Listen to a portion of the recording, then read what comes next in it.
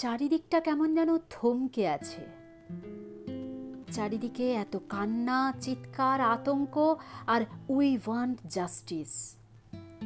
জীবনটা যেন থমকে গেছে, তাই না? আরে না না, ভুল ভাবছেন মশাই।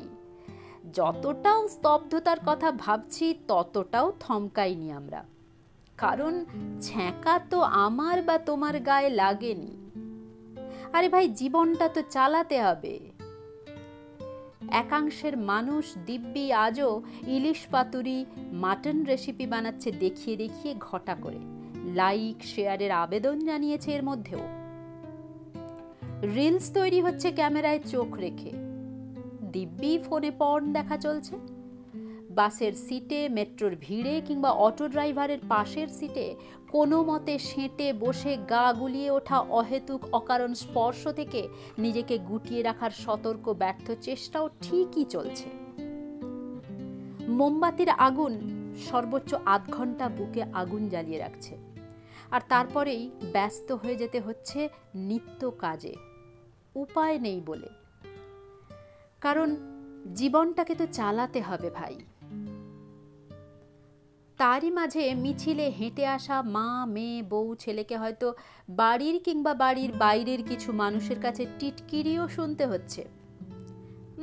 রাত দখল, প্রতিবাদ মিছিল, যত সব।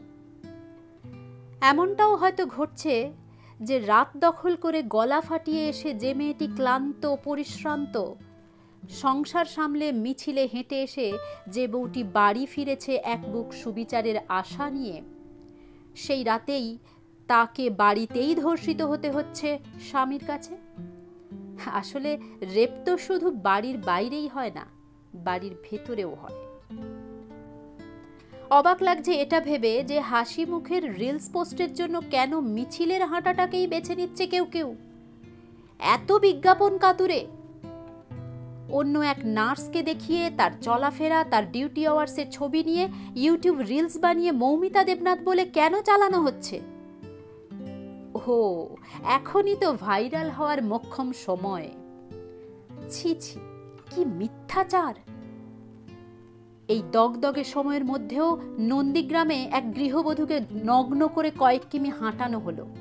আর সেই খবর নামকরা জনপ্রিয় খবরের কাগজের ভেতরের একটা পাতায় কোনো এক কোনায় খুব ছোট্ট করে স্থান পেল। কেন? এই দুর্যোগ সময়ের মধ্যেও দশম শ্রেণীর কিশোরীকে গণধর্ষণ করা যায়?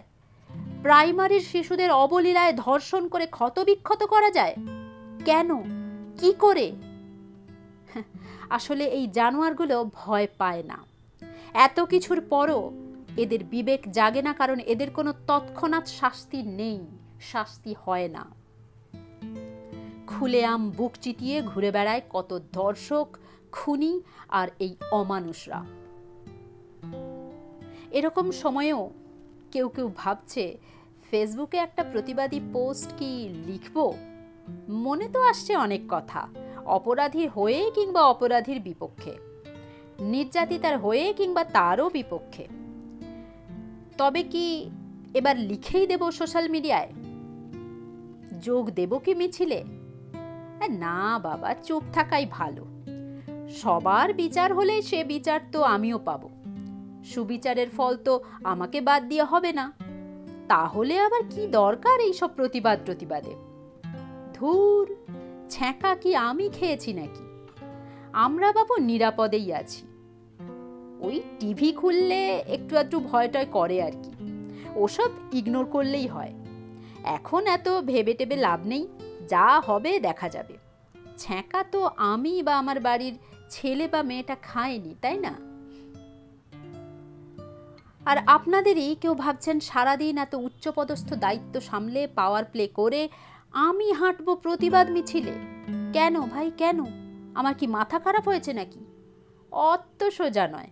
আমি নিজেকে বাঁচিয়ে চলতে জানি। আমার তো ছ্যাঁকা লাগেনি। আমার বা আমার ঘরের কারোর ছ্যাঁকা লাগলে সে দেখা যাবে তখন। কিন্তু যতক্ষণে তুমি দেখবে ততক্ষণে ওই ছ্যাঁকা তোমাকে পুড়িয়ে তোমার রক্ত মাংসের পোড়া গন্ধে ভরিয়ে দেবে তোমার চারপাশ। তাই যাও, গিয়ে বিবেকের আয়নায় না হোক বাড়ির আয়নায় নিজেকে একবার দেখে নাও। দেখো কত অসামাজিক তুমি, কতটা কাপুরুষ তুমি, কতটা নিকৃষ্ট তুমি। মৌমিতার মতো করে ছ্যাঁকা খাওয়ার জন্য প্রস্তুত করো নিজেকে, কারণ পরের টার্নটা তোমারই।